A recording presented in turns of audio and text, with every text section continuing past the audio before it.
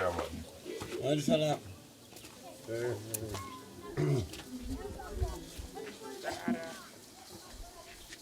waaw.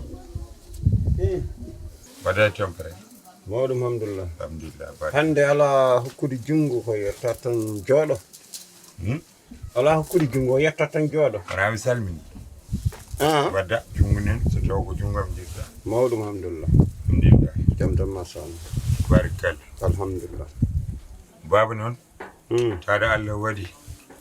min cikkatnoomi so a yehii Dakar comme no mbinoɗaa ni a maayat toon. maayde koye junngo Allah woni. eeyi wonaa noon mbinuma mbiɗaa tan so a yehii Dakar so ɓe safriima ko toon mayata wonaa an wiinoo noon. eeyi mo sellaani nattimol ɓe mbimaami aɗa njahaten hôpital Dakar safroɗaa mbiɗaa Dakar kala jaaɗo toon ardata wonaa noon mbinoɗaa. jooni a arti Allah waɗi arti pour min a maayat mi rona ko woni e galle o Allah waɗi a maayaani walla c'est ça to wadde suwa ronde to jooni noon eeyi jooni noon wonko mbaɗannoɗaa kam pour que logé mi noon eeyi man waɗino kam ɗum pour que logé woni holɗum ne desmi asimi gittumomi Côte d'Ivoire gaddumomi do en ka callinor wona eyi no wanoni no wanoni adanini ɗum kam mi yadatan eyi kono ka callinode wona mi jaɓatan eyi nde callinoɗa nde kadi mi fortsumi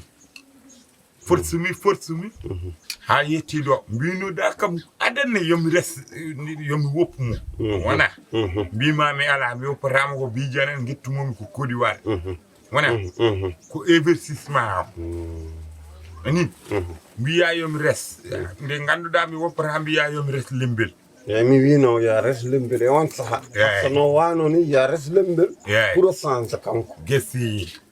joni noon miijuma ngoɗon eyi kañum ari hakkillam joni ala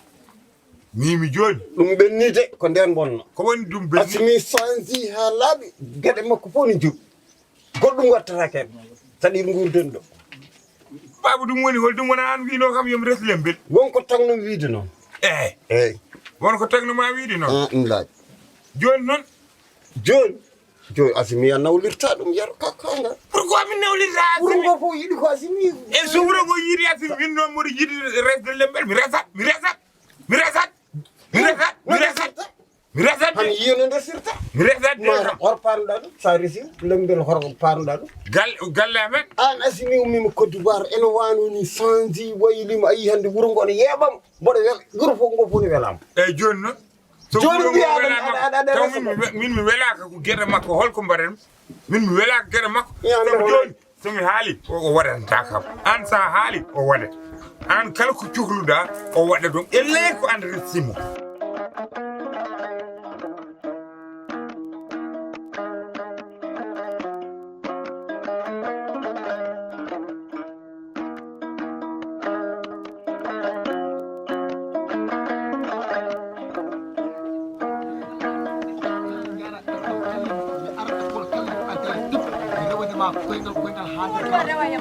ya école gara ara abbo ko le lega kanga mi burma andur wuro mi mi hanga abbo ara gunji mi halan jam mi wona gi o ko meri ya école ari ara abbo xam te mi wona gi ko modi kilfa du ter nan hakku mede anen kala man ko sidi dubu jowon hakku mede kon mi hala majani wuro ngo majani lawo hora abbo me ko sa mo rema école ko mo dewda o kanga bennido kanga dum ni adday addude debbo kanga biya kat arewe mudu on tan sabi mo rewema ay sa opan on kala pinda sa yelti gallo koyngal tepet mi abbe dum jida fo jaha mi meri yidi mu hande meri yidi mu jango kadi hala ma ka wa accinta sabu Allah woppide mari yidi o meri yidi mu mi ma hulbina de goppu ko yinno firtu ko yinno ko tiiday mi meri yidi mu hande meri yidi mu jango teyer mi jogaran woppude sa opani mi warma so wori mo woppi so mo wori mo woppi mi sub awa warde muni mo bawda warde ko maaro langere maaro bawda warde min kam wedi ko kala gara école tan yelti galla tan mi abbe so yidi non piya opram wallahi ma oppum tawda ko haala ma oppum sa opani mo Allah sidi ko minama arabe o tan yaaro korre no guubi relle pitol arabe o woppumo jangde ma hawa joni jangata hawa ya fo na rewe on nana fo hawa min dum il faut bayde babam mi haali babam Salim ko nenam kalnami yo mi ƴeewa fam noddi téléphone wi nene hawa joni boni hawa jangara hawa na rewe yaro hande ko bar jango ko suudu hawa natti école hawa natti woppi hawa boni arabe nde monde min fa min amber wona jam an jiɗɗa resimo wona jam jiɗɗa sa addi debbo ma kay jiɗɗa ko famodira e jinnaɓe ma ni liggiyaji galle waɗa gueɗe julɓe ko ɗum yiɗano e makko joni mon waɗa ɗum holko jiɗɗa sa nawlirimo o rutta to wonno ɗo ɗum wattake la mi naata mala hende ko min kam min naata resat kam resat ji hami ƴewno ndesirta hami ƴeewa sare hawa ndesan hor parda hawa mum jinno mum mbinoɗa kam yomi resno mbimami ala leɗ ko cukalel ñande mi tawi mo maayo to tawmi o mawni joni natti wonde cukalel biba gellayo joni noon min kam sa wawi ganda kom desowde hoto naati ɗum adnan hoore ma e caɗele asimi ɓocciroma tawto kadi a pandinta wallahi ɗum jiyanma ɗum coynanimami noon min aɗa andi baba min holko serdi amen min mboɗo jogui miijo direct gonko an aɗa andi no addumi asimi mbino daka ɗum wona debbo wona joni somi resi mbiɗa ɗum wona ƴiide joni woɓɓe mi resa jeewa ala mi watta noon ay asimi nde gadduɗamo somi woppino mon tan tranquille no mbanoɗon ni la ilaha illallah musiba waɗat asimi komi kaɓɗa e makko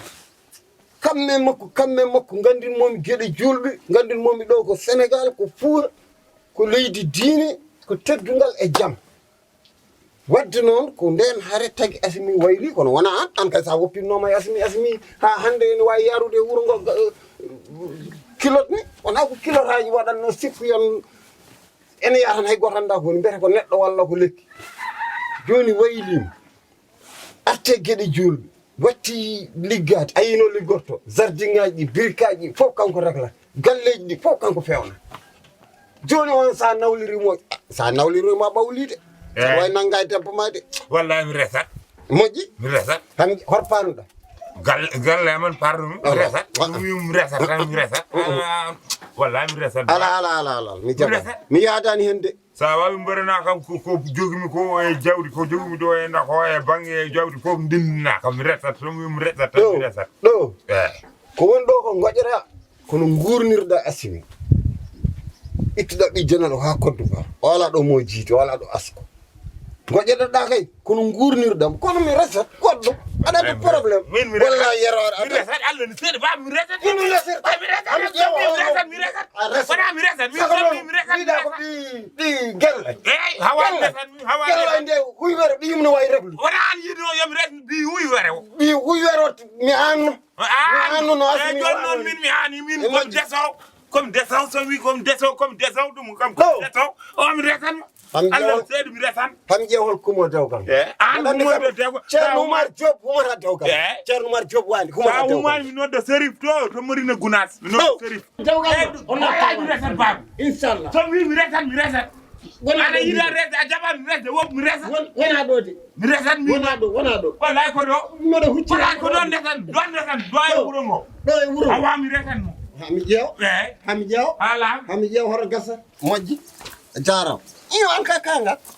ana dañi asimi regli feewi gueɗe mum juɓɓi an noon an kam malkisaɗo jam ɗannima addani haydara addi asimi fewano regli kay gesa an yero ka tekkere barke seka an ka tekkere ɗeppude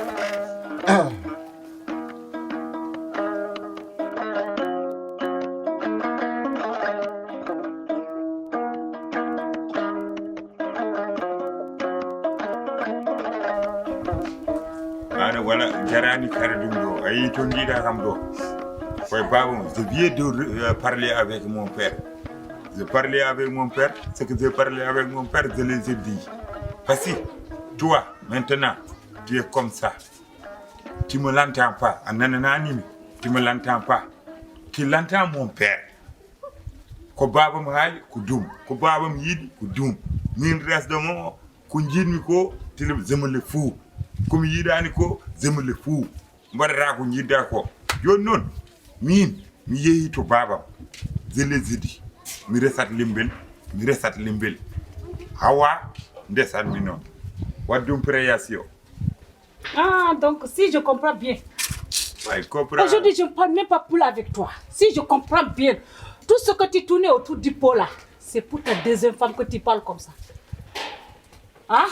maintenant là, je vais bien te répondre. en tant que min mbiɗen doyo galle deuxième femme ɗo min makko min gurdata a fini en cas desade en cas desade wona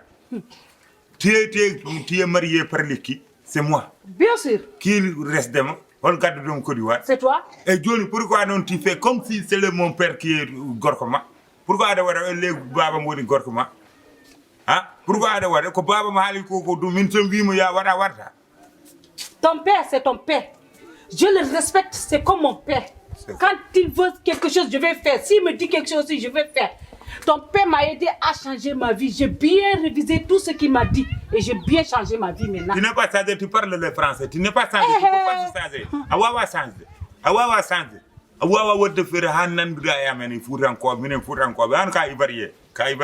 même si mi woni ivoirien min babam halpula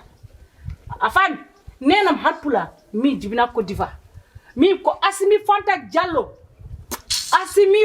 Diallo nani dume nopima avant min kala français et pula babam en wuri après babam o mayi min kala pula et français mais après quelque temps min nati hadde pula haydara mais min comme ari do mi haali pula bama c'est ko babam a fami ko wi go mi wad mi wadat mais ko min an ko jidda ko mi wata dum parce que an a changé complètement an joni andati wonde mo gandumi avant min mi changé habitude am Assimi adan mi ari do mi itti comci Côte d'Ivoire mi fawito mi itti habitude Côte d'Ivoire mi fawito mi woni Assimi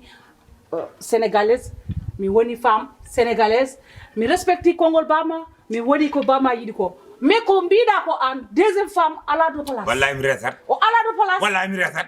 wallahi mi resat a haali mbawa hadde ko haalama e haalam mi resat haalama e haalam